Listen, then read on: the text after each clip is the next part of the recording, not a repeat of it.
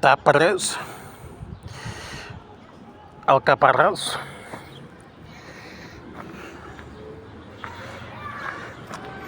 la grande es la flor, no sé si se ve bien, no sé si se aprecia bien,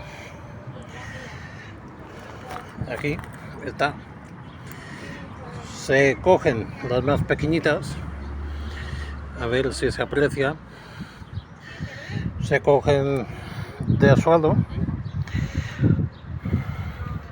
se envinagran, se ponen en vinagre y un poco de sal, y son muy buenas para acompañar con un trampó, tomate y esto, y están muy bien, muy buenas. En Mallorca las hay en la zona de Llubí. Ok, adiós.